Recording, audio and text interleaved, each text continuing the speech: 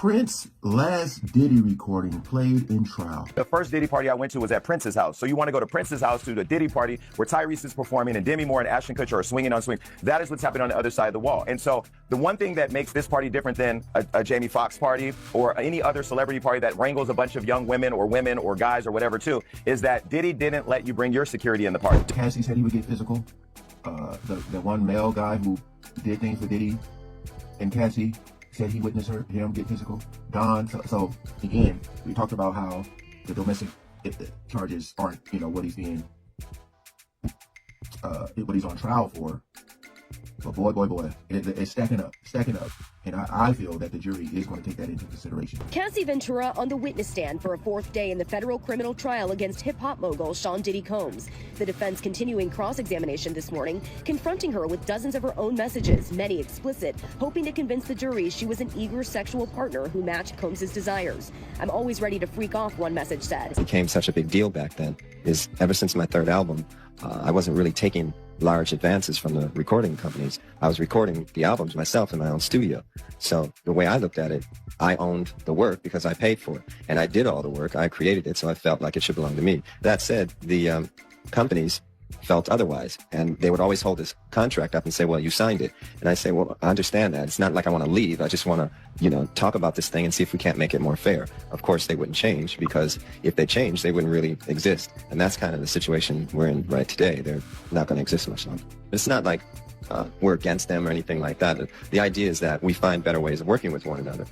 It shouldn't be a situation where they own the album or the work. We're talking about intellectual copyright. If they're going to be indeed a delivery service, then that's fine. But even FedEx doesn't say that they own the thing that they ship. She was into the freak offs herself and was like a willing participant and was into all the freaky stuff, and essentially that was the crux of what they were trying to do yesterday. And do you think they proved that or not? I mean, there's texts like that from 2009. I'm always ready to freak off. There was some other texts where she was referencing like hitting him up about the FOs, is what they were referring to him.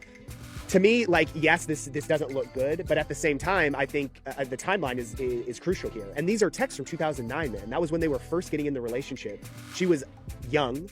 Obviously, they were in the honeymoon stage, and she was stoked to like, oh my God, I'm with Diddy. I'm living this lavish lifestyle. Of course, she's going to be saying things that she knows will curry favor with him to keep it going. The other things that the Diddy's team tried to do was show how they had breaks, and she like was with Michael B. Jordan and was with Kid Cudi for a minute. But during that time period, she was still having freak-offs with Diddy, and I think that was them trying to show, like, this wasn't a controlling thing. Here she was, like, hooking up with other people. She just was into the freak-offs. I kind of buy that, to be honest. So... like, she is out of the freak-off scene. She is...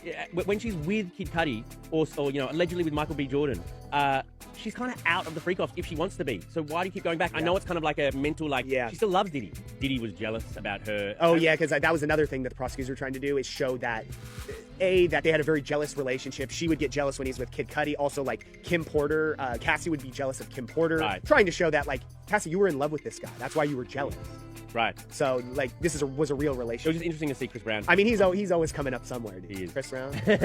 All right, final story of the week. Justin Bieber is not a victim of Diddy. So this was one of those, like, rumors or whatever that was flying around in the months leading up to the trial. And to be honest, there was quite a few rumors flying around, like, was there minors involved? Says if no other celebrity was part of freak-offs, why are they in hiding?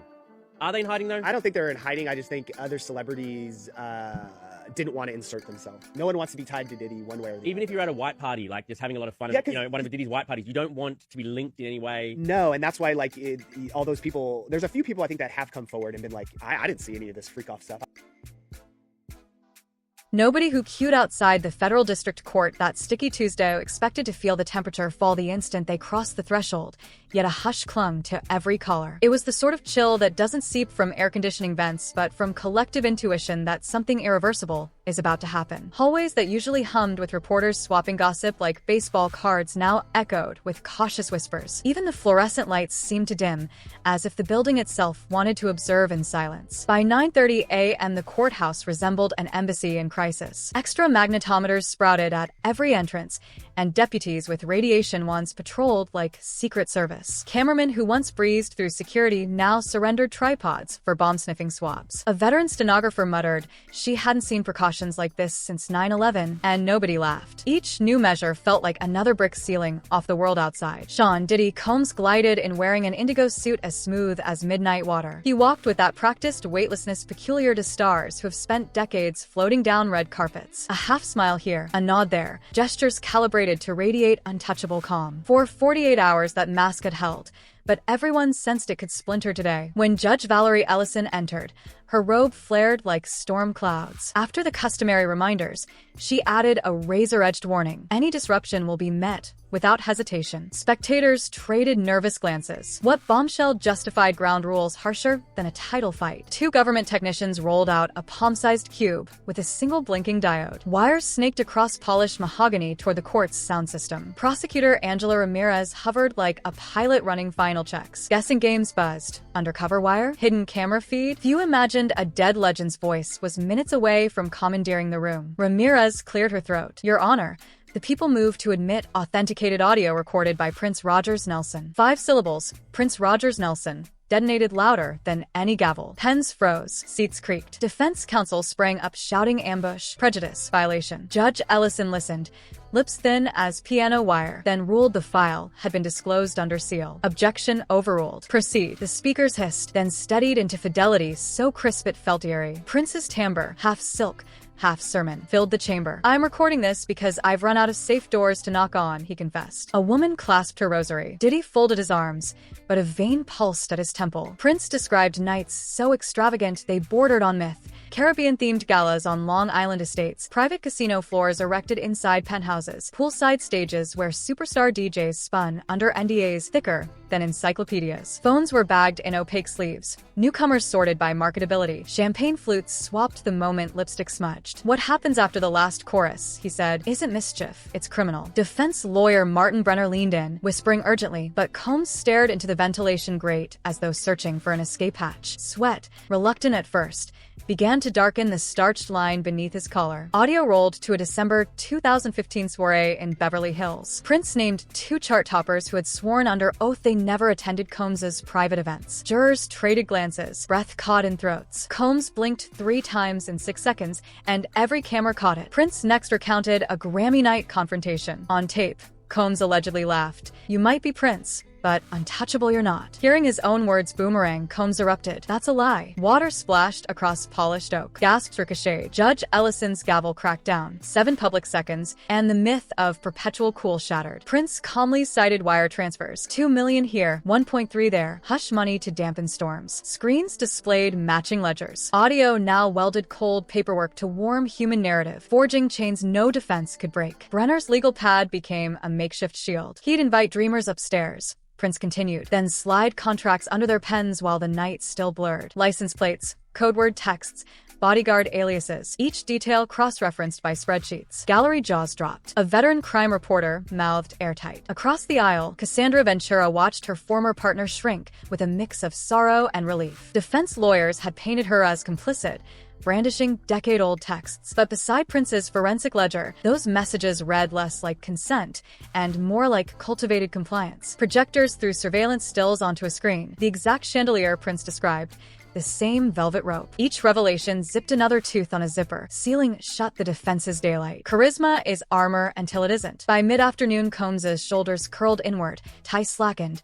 Eyes darted from jury box to exit like a cornered stag. Deputies edged closer. Body language experts on live streams typed one word, cornered. Cable networks cut away from everything else. Lower third screamed, voice from the Vault Rocks court. Hashtag purple receipts trended worldwide. Shares in Combs-affiliated liquor dipped on European exchanges before Wall Street opened. A sneaker collab vanished from an online storefront. Combs's war room turned panic bunker. Blinds sealed, Faraday cages for phones, pizza boxes stacked like sandbags. A junior associate leaked that the word settle surfaced. Blasphemy and bad boy doctrine until that night. Crisis managers churned draft statements faster than printers could spit them out. When recess ended, jurors avoided the defendant's eyes. Once a titan trembles, deliberations shift from if to how much. No legal instruction can erase primal impressions. Ramirez invoked Crawford versus Washington, noting Prince spoke against his own interests. Forensic labs verified magnetic signatures down to ambient power line hum. Deprived of a cross-exam target, defense counsel sputtered about fairness in a world that suddenly preferred a dead man's honesty to a living mogul's charm. Whispers multiplied. Who else else did Prince immortalize? A streaming platform paused a 90s hip-hop docuseries. Rival labels rummaged through non-disclosure archives like miners hunting for lit fuses. One late-night host joked half of Hollywood was calling lawyers, the other half therapists. Paisley Park, long romanticized as a labyrinth of master tapes, now felt like a federal reserve for secrets. Rumors claimed more recordings exposed pay-to-play radio schemes, clandestine rehab shuttles, and development retreats suspiciously distant from any studio. Pre-market futures for Combs-branded assets glowed red. Influencer partners swapped sponsored posts for generic sunset pics about mental health breaks. Algorithms, once boosting his name, now rank suppressed it. The digital equivalent of hazmat crews taping shut contaminated doors. Courtroom 12 emptied, yet Prince's baritone clung to the rafters like incense. Janitors wiped surfaces that still felt charged. Downtown skyscrapers shimmered with boardrooms pulling midnight risk memos. Day 4's witness list featured no rock royalty, yet every minor figure now threatened major damage. Analysts predicted the defense might unleash character mortars, but insiders doubted they'd risk blowback. Settlement couriers reportedly circled DOJ hallways. When money senses extinction, it negotiates. Morning pundits dissected Combs' eruption frame by frame.